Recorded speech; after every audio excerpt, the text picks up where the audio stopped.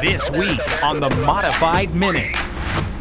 But over the years, I've watched the amount of females progressively grow, and it makes me happy to see, because I know starting out at Thompson, I was the only female, not only in my division, but at the track. And one of the things last year on the tour, with a few tour races, we got kind of bullied a little bit, and I'll call it bullying. And that was one of the things Patrick and I kind of talked about over the off-season, was we got to dig our heels in the mud a little bit. To get my first tour win here, at a track that has so much history and so many badass names raced here through the years, as back home, it's unbelievable. All that plus hot dog of the week. Hands down the most personal victory for me. Radio replay and either or. Underwear or commando. Depends on the situation. So tighten those belts, because this week's Modified Minute is next. They're called the Mod Squad. Ground pounders. The men that live by the grace of God and 600 horsepower. Here they come to the stripe. Down to the finish. Checkered flag in the air. Monsignor up the hill. Here comes Salamito to the inside. Here comes John Beatty Jr. And off the corner, to the line they come. This is the Modified Minute. Go inside the world of modified racing with Jack Arute. Modified Minute is brought to you by Waddell Communications, the official trackside radio supplier for the Mod Squad. By Mid-State Site Development, safety, knowledge, and innovation. By Wheeler's Auto Services, the finest in top-level service of premier automobile makes and models. By Hummel Brothers Quality Meats, 100% quality since 1933. By Hoosier Tire East, tires designed for champions. By Riverhead Building Supply, build smarter, build better. And by Ferguson Contractors, building excellence since 1925. Here's Jack. Hey there. Welcome back to the Modified Minute. I've put together this week what I think is an enjoyable show. Of course, I hope that you'll agree. We have a lot to unpack, so why don't we get started? Time to get you up to speed in the modified world. Up to Speed is brought to you by Mid-State Site Development. Mid-State. Safety. Knowledge and innovation. You know, now that spring is upon us, more and more modified action is getting underway. In fact, the Smart Modified Tour has already run 3 races. The Smart Tour started their season with the Zach Brewer Memorial at the Florence Motor Speedway in Timminsville, South Carolina. Off of turd number 4, by the grace of God and 600 horsepower, the 2026 season is upon us with the Smart Modified Tour. The top 3 single file, a little bit of a gap between 3rd and 4th place, Danny Bone, but behind that, a gaggle of race cars led by Jack Baldwin. Jake Crum continues to lead, but Danny Bone is right off the back of Brandon Ward, trying to find any mistake to help get that gap, but he is not. And then Ryan Newman is closing in on these front 3, has made 2 very aggressive but clean passes so far, and he continues to march to the front. Luke Baldwin with trouble. Baldwin, the defending series champion, trouble on the opening event. He's slowing going down the backstretch after that contact with Austin McDaniel. Problems on the 7BA for Sadler Stanley Racing, and he's down pit road. We're coming back to the Pace-O-Matic restart zone off of turn number 4. It's Bone and Brandon Ward, the front row on this one. A slow pace by the Freehold, New Jersey driver with the green flag now in the air. Jack Baldwin gonna fill the hole down in 1 and 2. Brandon Ward knows it, so he gets the run on the outside. Ward with so much experience here at Florence, from the old late model stock car days to modifieds, and he's hanging tough with Danny Bone on the outside. Jack Baldwin, you gotta think. He talked about how this is a 2-lane racetrack, and these guys are showing it right now. Bouncing the right rear tire off the side nerve bars of the 25. This is a fantastic battle, but now second belongs to Baldwin. Oh, look at that, center of the corner, good run last time for Jack Baldwin. Don't know where to look, battle for the lead or battle for third, because Braun is starting to apply the pressure to Danny Bone. Bone, that 25 car fading late in this race with under 5 to go. 2 laps to go, it's go time for Jack Baldwin. He puts the back bumper, the front bumper to Ward, but Ward blocks the move. Savvy veteran move by Brandon Ward. It's going to be 1 lap for Jack Baldwin to try to move by. He gave him a little love tap in 3 and 4 sideways off the corner is Jack Baldwin. Best chance at victory for Jack Baldwin comes right here. A mistake right there, got into him but lost some ground. Another savvy move by the veteran Brandon Ward. Baldwin diving down low, coming to the checkered flag. Brandon Ward wins in his return to the Smart Modified Tour and wins the race to honor his late friend, Zach Brewer. For the 7th time in his Smart Modified Tour career, Brandon Ward is a winner. He comes back with a vengeance and wins the Zach Brewer Memorial. Everywhere. This is one that was on the list for this year. This is hands down the most personal victory for me to win this. This means a lot. Like I said, to have Zach's family here. This pretty much tops it.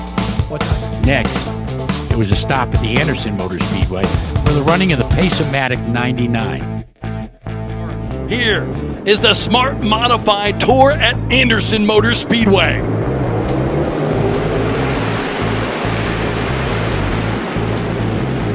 And Danny Bone in the 25 grams the lead here at Anderson in the Pace-O-Matic 99. Veteran versus a late model stock car veteran. Jake Crum came over to the Modifieds a few years ago and now finds his home with the Smart Modified Tour. Up front, Jake Crum still hounding Danny Bone. We saw this last week. Those 2 guys go out at Florence Motor Speedway. Jake Crum got in an incident in a late race restart, stopped on the racetrack, came back to finish in the top 10, but Danny Bone had himself a good run.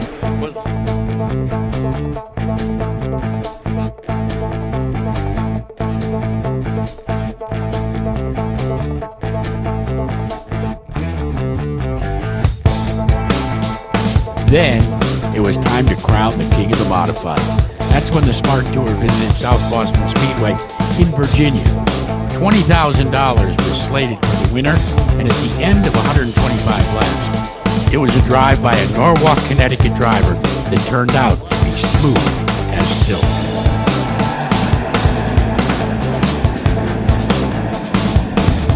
Carson Lofton grabs the lead, rockets into the lead by the Rocket Man Ryan Newman. Ron Silk, who led 34 laps here last year, into that second spot. Newman now into the clutches of Patrick Emerling. Carson Lofton's at the top, but he's got company. Here comes Silky Smooth, Ron Silk. Silk on the inside of Carson Lofton. The first challenge for the lead in this race comes near the lap 10 mark. Silk on the inside of the kid Carson Lofton. Lofton a winner at Caraway last week. Ronnie Silk trying to get to the lead and does here on that lap. Lap number 9, he leads. Patrick Emerling trying to follow him. And Trevor Catalano goes around after that contact. Burt Myers with a hard shot by Jimmy Wallace. Myers, one of the championship contenders in the Smart Modified Tour. Ryan Newman on the outside, Ron Silk on the inside. 2 hard-nosed veterans of racing around America coming back to the Pace-O-Matic restart zone. What an interesting start right there. It looked like the 16 was going to snooker him, but Newman got to the loud pedal on the outside. They dance side by side. Emerling on the outside. Silk trying to take over the top spot. They bang wheels once again. Ron Silk in the preferred line, and he runs the one up the racetrack. Silky to the lead here in South Boston. Wow, this is exhilarating racing here in Virginia. Kopcik moves to second position. 5 to go now at the line. Ron Silk, what a decorated career he has had. We mentioned those 2 championships for the NASCAR Whelen Modified Tour. The 16 has been so strong. Ron Silk has been so good. But never before has Ron Silk been called a king, but now he is indeed the king of the modifieds with the win at South Boston Speedway. For the Whelen Modified Tour, it was time to run the half-mile Martinsville Speedway, known as the Paperclip. It was time for the Virginia is for Racing Lovers 200. Rain forced NASCAR officials to postpone the race until Saturday night. And 24 hours later, 31 Mod Squad cars answered the bell. Here comes the field off of turn number 4. Patrick Emmerling, Danny Bone bring the field down. Columns at 2. Green flag is out. We're underway. Bone topside, Emmerling to the bottom as everybody races to turn 2 for the first time. Now from Tommy Catalano, and now there's contact, and around goes Christopher in turn 1. And that was just a little contact from the right front of Catalano. Christopher, a former winner on this tour, the Jennerstown Speedway 4 years ago in 2022. But that's about to change, Bob. Commitment line violation upon entry into the pit lane, and now we have a tire that has come off of one car, bouncing down the back straightaway.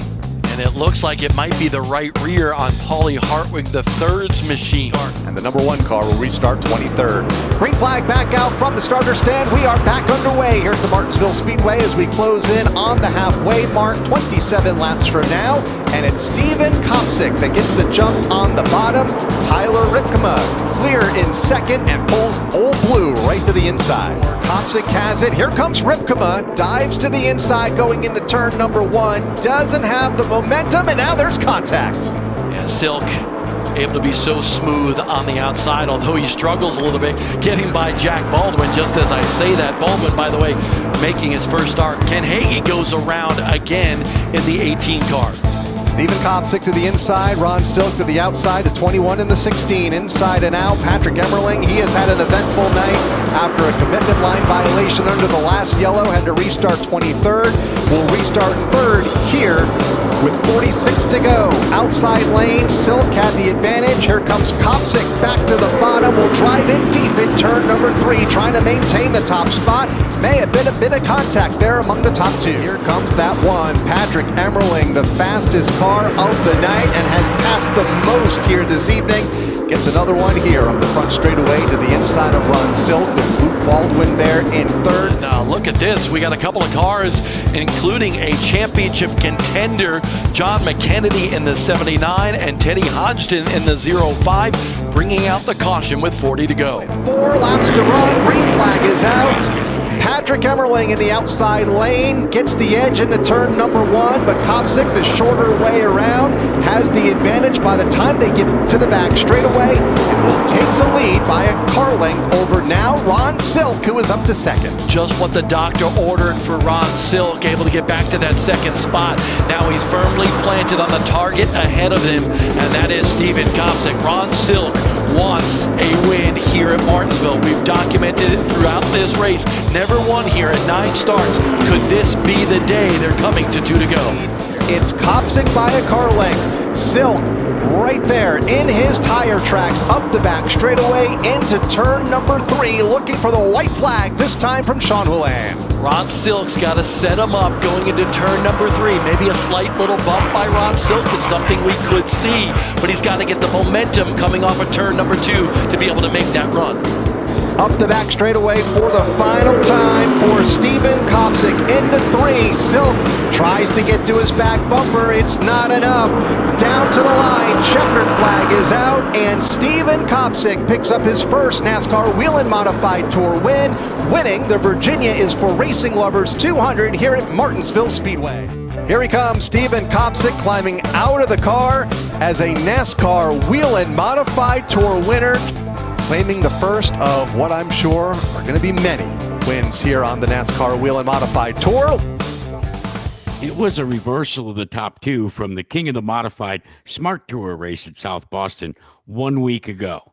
And for the Newtown, Connecticut native, his very first Modified Tour victory. I caught up with Steven after the win, and he's the focus of this week's Driver Spotlight. It's Racer Spotlight time on the Modified Minute. Racer Spotlight is brought to you by Riverhead Building Supply. Build better. Build smarter. So can you believe it?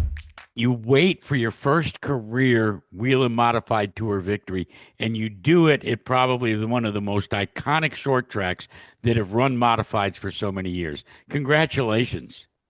Yeah, thank you. To get my first tour win here, at a track that has so much history and so many badass names raced here through the years, as back home. It's unbelievable. You know, you're in the media center, you see the pictures on the wall of modified racing from the 80s and just the amount of history that goes with this place. I would say this is probably the one, this maybe Loudon, but this is definitely the one that you want to win, like when the schedule comes out in December. So to be able to get my first win here is unbelievable. I want to kind of trace back a little bit in your background on how you climbed up the ladder. But first, I want to go back to the beginning of the race when you and your team decided to maybe change things up just a little bit and save a couple of American racers for late in the race. Was that something you talked about before the race started, or is that just the way it unfolded with the way the car felt?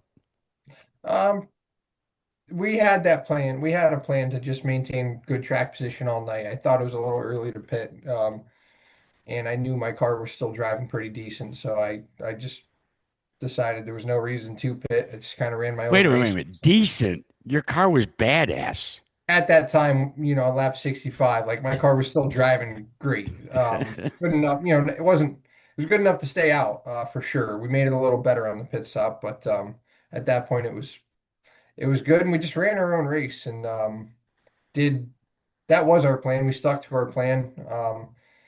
And then I'm not sure what lap it was exactly, but then come when we did take tires, our pit stop, our pit crew nailed it.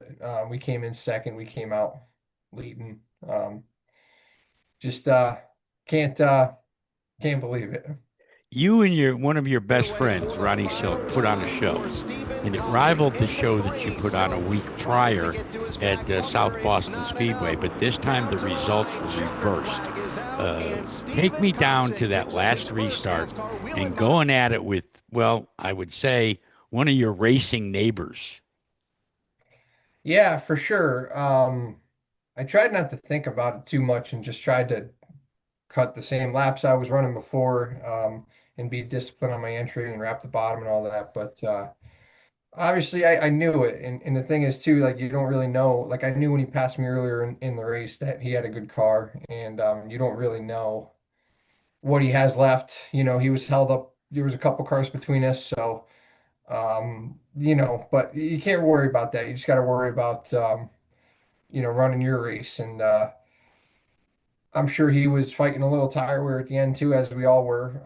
But yeah, I mean, I didn't want to think about it too hard. I just wanted to keep doing what I was doing. So, Well, you didn't go through your mind, did you, the way Tony Stewart once said to me, I don't care if it's my grandmother and it's the last restart and it's going for the lead, I'll put her in the wall, because you two raced each other cleanly. yeah, that definitely. I would say whichever way the rolls are, it's never gonna not be that way.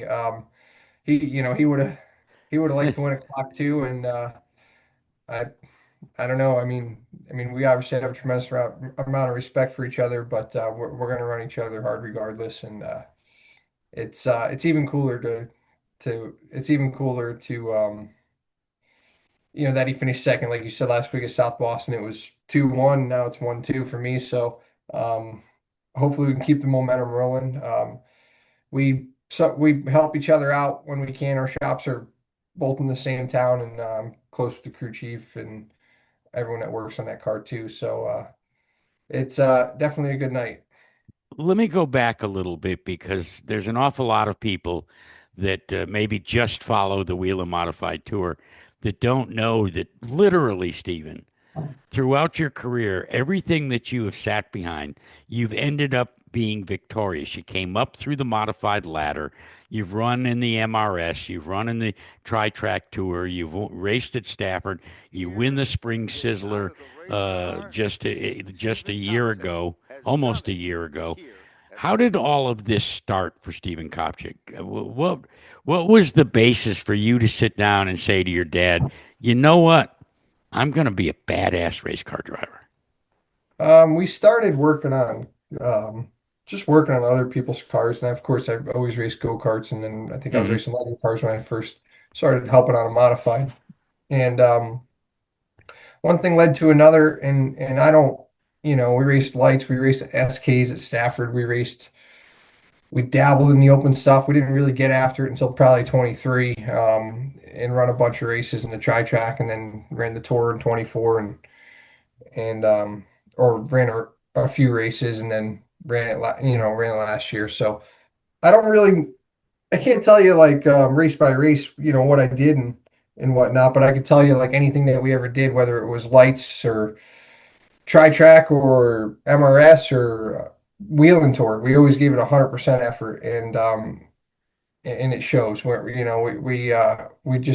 whatever we got to do to get better, and everyone works hard at the shop. And I'm very fortunate now to have a car owner that I get along very well with, and is just a good guy and loves racing, and kind of just whatever we need, we can get, but we got to work hard and we got to perform. So pumped to get this win for him. Wannick Motorsports. You talk about working hard. If there's something that's you're known for, it is your work ethic. And I wonder, coming up through the ranks, you were equally adept whether you were in the car, or I can think of a lot of wins that you were just there calling the shots on behalf of someone else.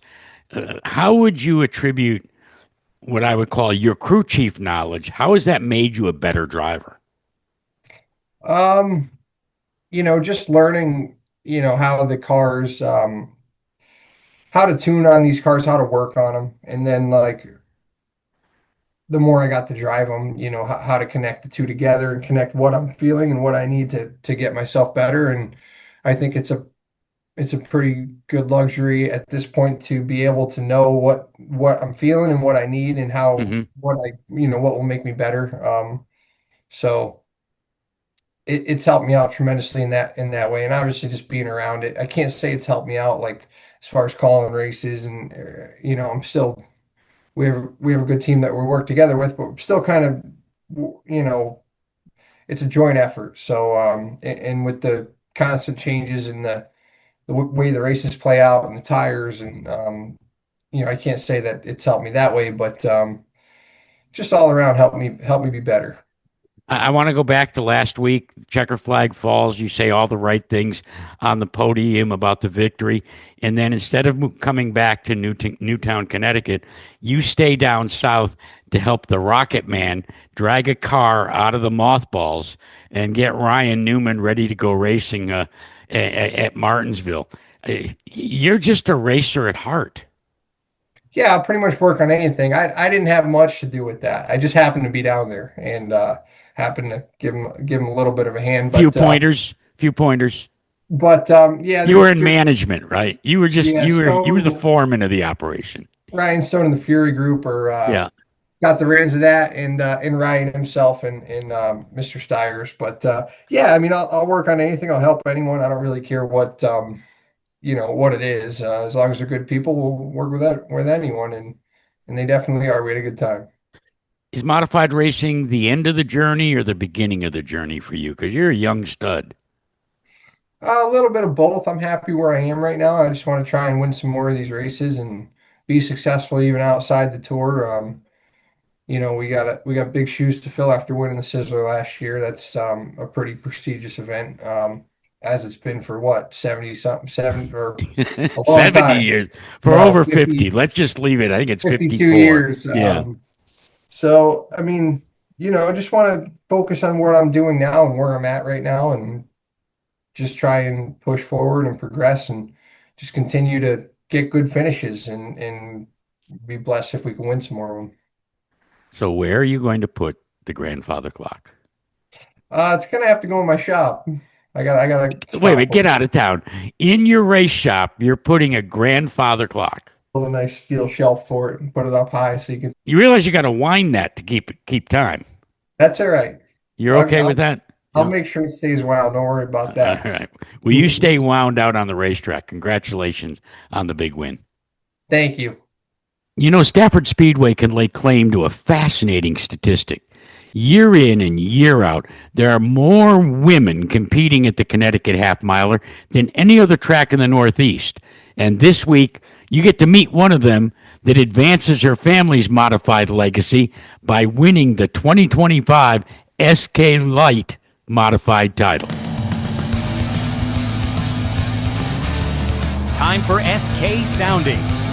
Brought to you by Wheeler's Auto Services. The finest in top-level service of premier automobile makes and models. Specializing in European, Japanese, and domestic vehicles. In this week's episode of SK Soundings, we're visiting with someone who is part of a rich legacy of modified championships, wins, etc., the Fuller family. And Meg Fuller joined the winning legacy this past year, winning and capturing the SK Lights Modified Championship at the Stafford Motor Speedway. Meg, first of all, congratulations on the championship. Thank you, and thank you for having me. So tell me a little bit about your journey. I recall your dad showing up with a rent-a-racer on a street stock because his daughter had mentioned to him she might like to try racing. Tell me a little bit about that start. Yeah, so when I was a little kiddo growing up, obviously I watched my dad race and he got my brother into it. And he was selling one of my brother's quarter midgets, and I begged him to let me race. He didn't want to, so I kept stealing the for sale sign and going and hiding it in the trailer. And then finally he gave in. He said I was so persistent, he knew it would probably be something that I stuck with, so he allowed me to race. And then once I was old enough, we decided we wanted to move into stock car racing. And we started at Thompson Speedway in the limited sportsman's, and then we moved to Stafford and tried out a stock car there. And we really liked it. So how steep was the learning curve for you? I feel like I picked it up pretty quick. I think I was a little bit too confident because I definitely think my first practice I sideswapped the wall pretty hard because I had no fear getting as close to the wall as I could, just like he told me to. I tend to take everything he says very, very seriously. And you moved from the street stocks and moved up to the SK Lights.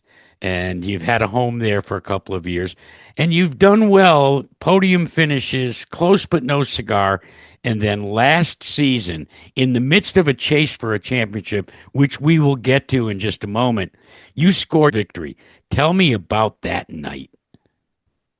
Going into that night and that race specifically, I think was the first time I was ever nervous in a race car.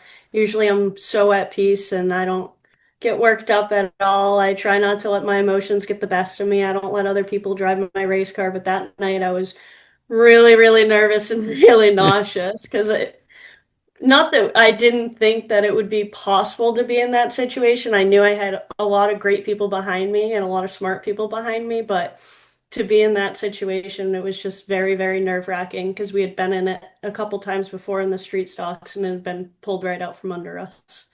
And that victory was sweet, wasn't it? Yeah, for sure. You ran to your dad. You shared a moment with your pops there. What did he say to you, and what did you say to him? I don't know that there was really any words spoken. Just that exchange of emotion. Yeah, Huh? yeah. I mean, he was so proud of me, and I always love to make my dad proud. So I think there was just no words spoken, but all the emotions felt. And in the process, it launched or catapulted you into a very heated championship chase. And it came down to the last race of the season, and you knew what the job was, Explain to our listeners just how you went into that race and what your goals were, besides if you had the opportunity to take the checkered flag. So pretty much, I think the way that I thought of it was I knew Nick would probably be starting behind me because I had looked at the handicap and I kind of figured out where everybody would be starting as long as everybody finished in the handicap in the heat races. So I knew he'd be starting behind me. So in my mind, I just wanted to play run away from Nick and get to the front as quick as possible. But then some things happened during the race, so then I just knew I had to be within a certain amount of positions of Nick to be able to clinch the title, and I did it within a couple points. So I definitely knew where I needed to be on the track, and I was very aware of it.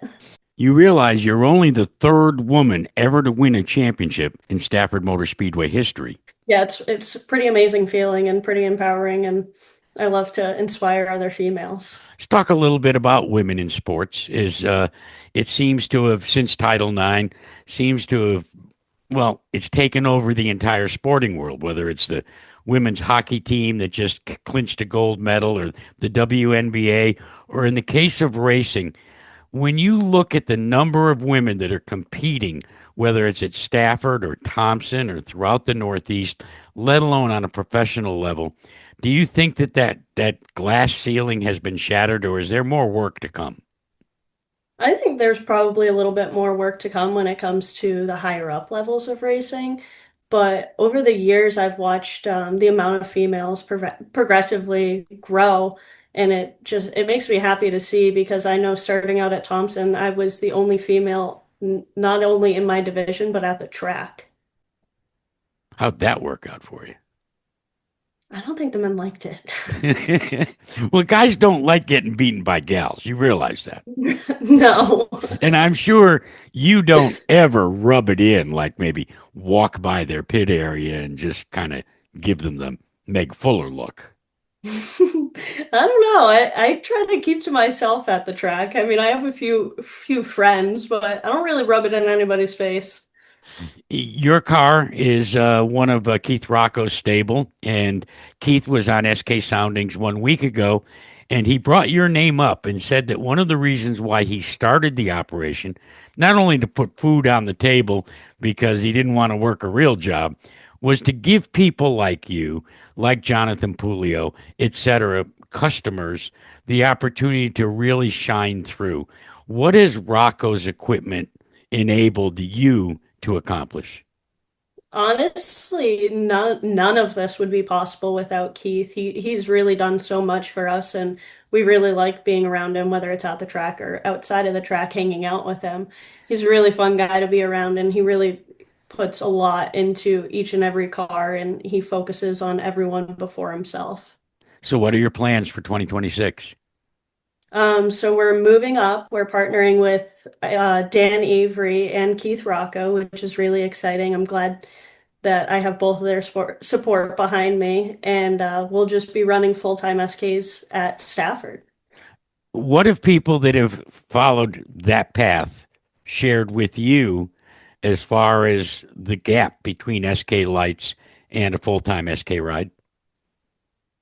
I don't really know that I've had anybody share that Really? with me. Yeah, but I've ran I think 2 races in the SKs, and there's definitely a big difference between the two. So Where? I In what areas, Meg? um the amount of like horsepower to the wheels is so much different. Like you step on the gas and the car will slip right out from under you. It's the throttle control that you need to have when you can get back on the throttle in the corner. It's all so different because with the SK lights, you can really use the throttle to turn the race car, but you can't in an SK. It's opposite. Well, you make your debut in just a handful of weeks. We wish you the very best and appreciate you visiting with us here on the Modified Minute. Thank you. Modified drivers will tell you that they rely on their spotters for help while running just inches apart. This week, we ride along with one from this year's Pace-O-Matic 99 at the Anderson Speedway on the Smart Modified Tour.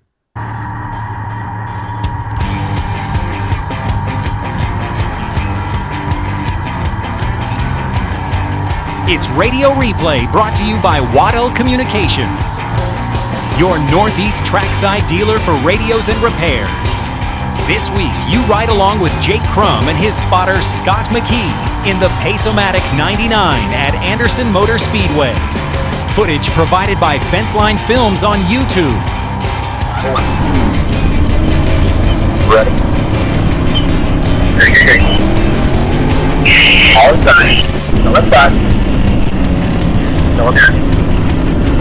Pull back to inside. You're going. Roll the top here. Fire out. I'm going to go not there. Pull back to right back. Outside. No there. No there. Pull back to right back. 48. So my half on the bottom, half a low on the bottom. Watch your cross here on the bottom.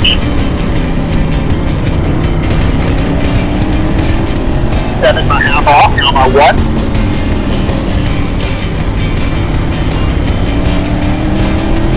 2 to go, 2 to go, 7 by 3, left around that, 2 with you.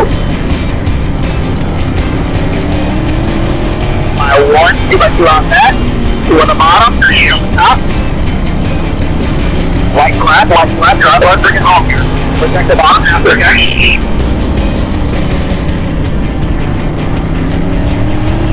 My 1 on that, 98. Nice, bumper. People. Check out more in-car footage at Fenceline Films on YouTube. It's now time to reveal this week's Modified Minute Hot Dog of the Week. Someone who stood above the rest. Brought to you by Hummel Brothers, Quality Meats, the top dog in modified racing. 100% quality since 1933. You know, when the Smart Modified Tour kicked off their 2026 campaign, it was at the Florence, South Carolina Speedway. And they remembered a fallen driver named Zach Brewer, who passed away back in March of 2024. One driver in the field went on a mission to honor his friend, and it earned him this week's Hot Dog of the Week. Over the last 3 years, Brandon Ward has run selected Smart Modified races, but this year's opener in Florence, South Carolina was one race he was not going to miss. In the spring of 2024, Ward lost his close friend Zach Brewer, who was a fellow racer who called Bowman Gray home. And this year's Smart opener was named in memory of Zach. Brandon and Jack Baldwin took it down to the final lap, and Ward came home with the win. The victory has earned Brandon Ward this week's Hot Dog of the Week.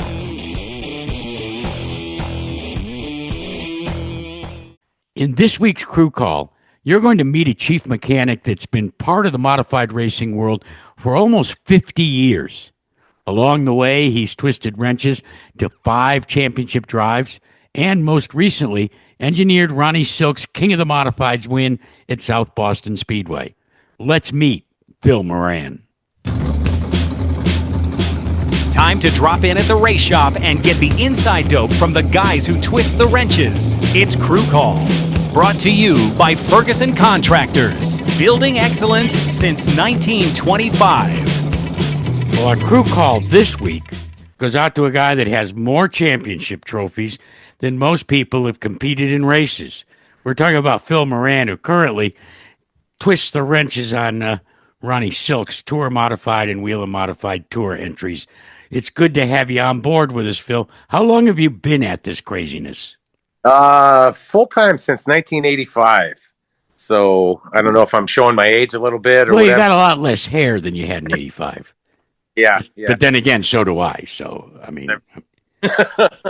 But no, we started with Art Berry back in the day, and was fortunate enough when Greg Sachs was driving his car to go to work for him full-time with John Lombardi as a sponsor, and been at it ever since. Those early days with Art Berry and Spearpoint, what were the lessons that he taught you that you put into effect now with all of your efforts?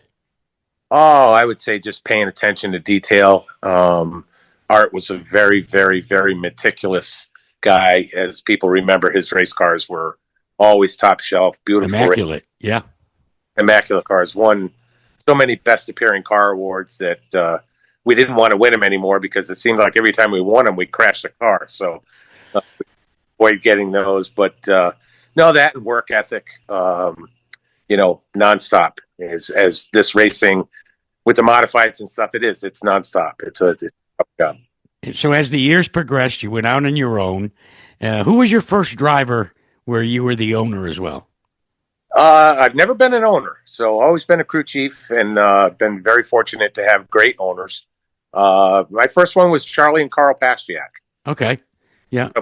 Guys in 96, I think it was 95 or 96, and had a great relationship with those guys. Had a ball.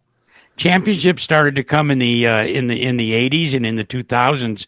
Lo and behold, you and Mike Smariglio, along with a kid named Doug Kobe, cleaned house for a few years. Tell me about that relationship. It was a great relationship. When we had Todd Zegedy driving for us at the time in 2011, 12, and 13, and it was time to make a change. Mike wanted to make a change, and we were looking at different drivers here and there, and Doug was one of the drivers. And I'd talked to him a couple times. I had known him just from seeing him at the racetrack. And, it came down. It was the final minute. I had given him an ultimatum of, you got a half an hour here to figure out whether you're going to drive.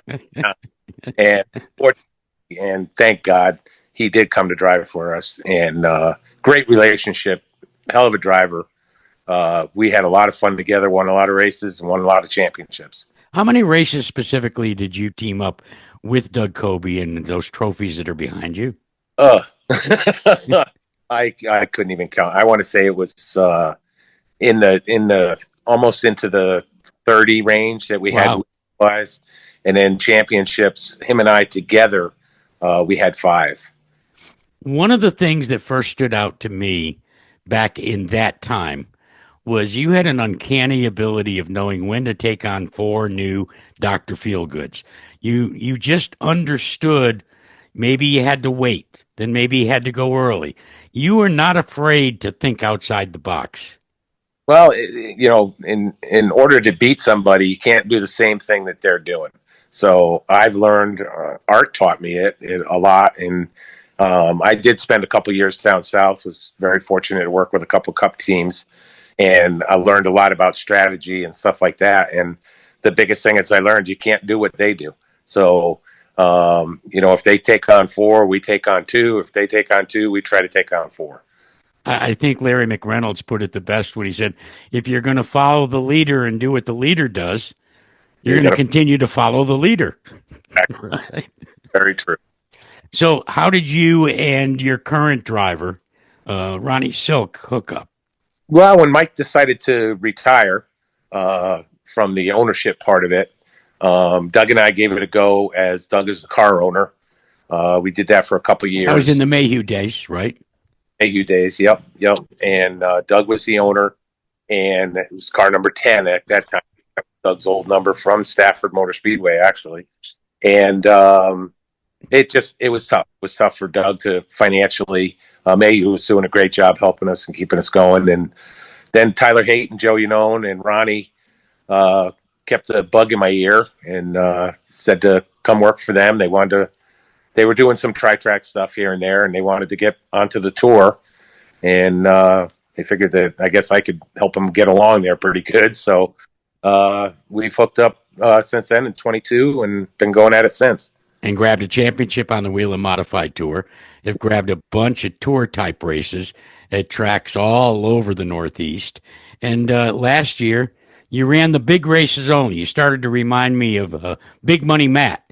You weren't going to run for the full Whelen Modified Tour title, but here in 2026, you guys have decided to pursue it full time. Yes, the scheduling last year was tough. Most of the modified teams are volunteer teams, and guys use their vacation time to go racing. And I've got a great bunch of guys that young, energetic, want to go. And, the girlfriends, the kids, they want to go on vacation. So we decided to cut back a little bit last year. And now all the guys on the crew want to get the hell out of the house. So they want to come back racing. And the schedule, we got rid of we're getting rid of the first 2 travel races early. And then everything's pretty much in the Northeast. So, well, you still chase the big money. In fact, just a couple of weeks ago, you went to South Boston and left $20,000 richer as the king of the modifieds. Since you first started on the Whelen Modified Tour, how much has changed? Oh, a ton. I don't want to say it, but they're trying to make it like the top 3, and we're not the top 3. We're a short track racers, like Ryan Priest says. We're working in the garage until 10, 11 o'clock at night, and then getting up and going to work in the morning. So it's just more of a grind, I think, nowadays than it was back in the day. Is it Phil? Let me interrupt you. Is it that they're trying to make it like the Premier Series by travel schedule, or is it by rules? Can you hone in a little bit more specifically on what your gripe is? My gripe, easy there, buddy. It's become more of a spec series, basically. Okay. We run a spec tire. We run a spec motor. They've got the rules in such a box now that the creativity and the ingenuity isn't as great as it used to be. I can remember growing up with Art, just doing some crazy stuff to, try to beat the competitors. Oh yeah, there's no question the sandbox was much greater back in those days. Yeah. I think that's what made it a lot more fun for a lot of guys, being able to take a piece of sheet metal or a piece of steel and make something pretty cool out of it and then try it at the racetrack. Whereas now, we're locked in a box pretty much. So, but, we've got a new race director this year with Gary Putnam. He's been from one end of the spectrum to the other, as far as car owner, car driver, crew chief on a cup car, all the way up to the top. And I think that's brought a lot of positivity and encouragement into the Tour Series. So I think you'll see some really, really great racing this year. I think you'll see some great racing not only on the Modified Tour, but on the Monaco Modified Tour, on the tour type events that, they're sprinkled across the calendar, across the Southeast, the Northeast. From your perspective, and I asked this question last week, have we reached the limit of the number of tour type races that we can hold or we should hold? Yeah, I think so. Just the cost wise. We're very fortunate. As you can see in the background, I've got 4 cars for me. So I've got 3 tour cars and then 1 tri-track car or open modified car. And, so I'm able to, if I crash a car, I just drag out another one and while I'm fixing this one or so on and so forth. Mm-hmm. Yeah, it's getting to be, and tri-track's done a great job. Stafford's done a great job with their open modified races, to try to schedule them where there's a break. The only race that really overlaps from tri-track to the Tour is we're in Oswego, New York, and tri-track's at Waterford. And right now, from what I understand, tri-track is trying to get that to change so that they can get some of the drivers to come to Waterford. Yeah, I think they're going to actually move it to Sunday. I think that's what they had said, which would be stellar, would be outstanding. Perfect. They'll get a great crowd. Waterford always gets a great crowd. It's a great little racetrack for the Mod Squad. It is, definitely. All right, I'm going to anoint you king of the modifieds for one day. Actually, for just a handful of minutes. If you were king and you were talking from your throne, what would you make your first decree be? Let us play a little more. I guess, big money. Everybody always wants more money, right? Yeah. But I'm king, so I get to get what I forgot.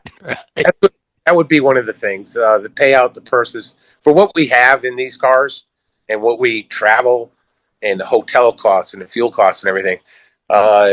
to win the race, you just about break even. So it's like, kick that up a little bit. But it's funny you said that. My nephew David, who runs in the modified on the Monaco Tour, did a fascinating series over the winter of exactly what it costs to field a tour type modified.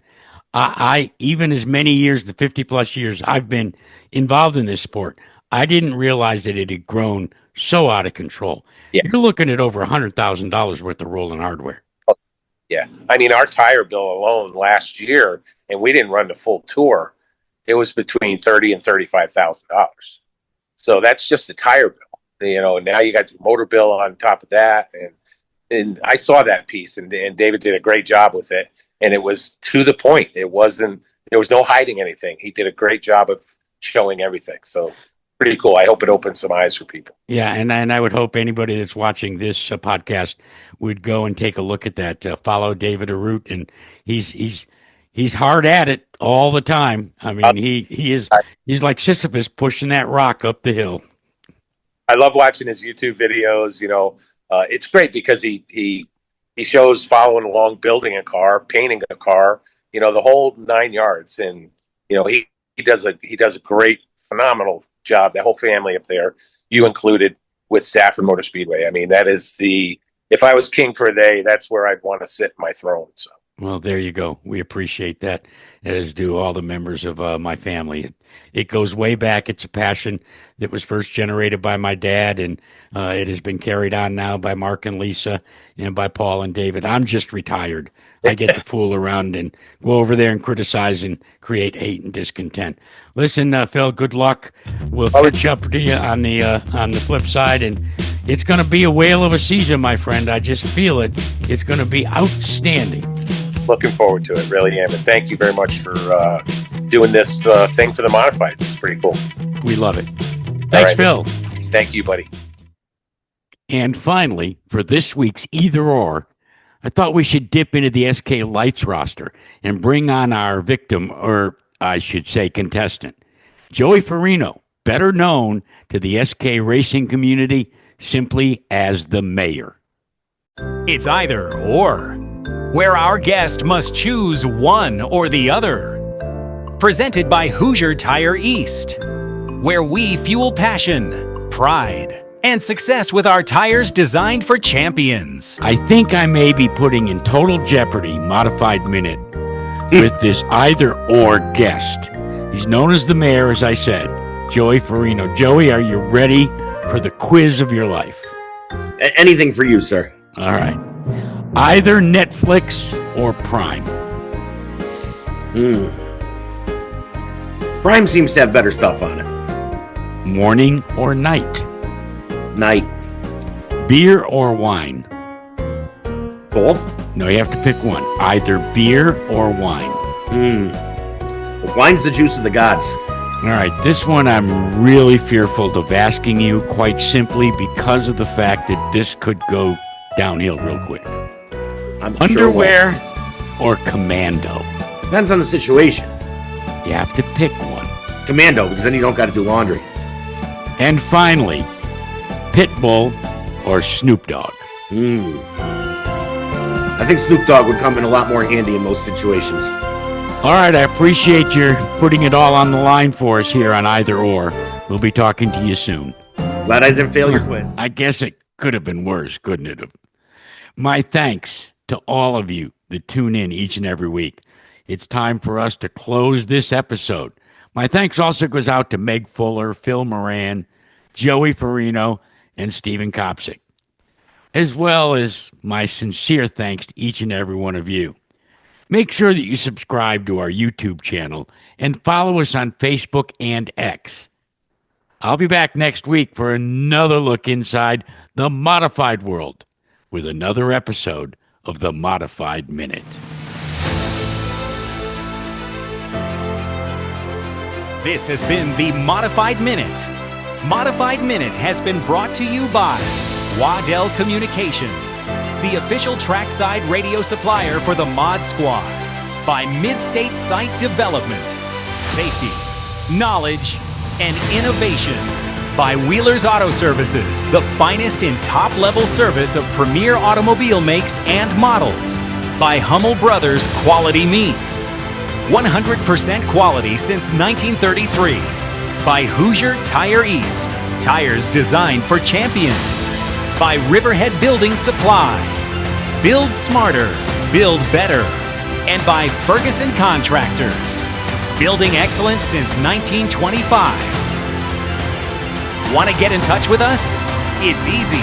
Our email is @ModifiedMinute, and our Facebook Messenger address is @ModifiedMinute. Video versions of the Modified Minute are available on Facebook, Spotify, and YouTube. We will see you next week for another episode of the Modified Minute.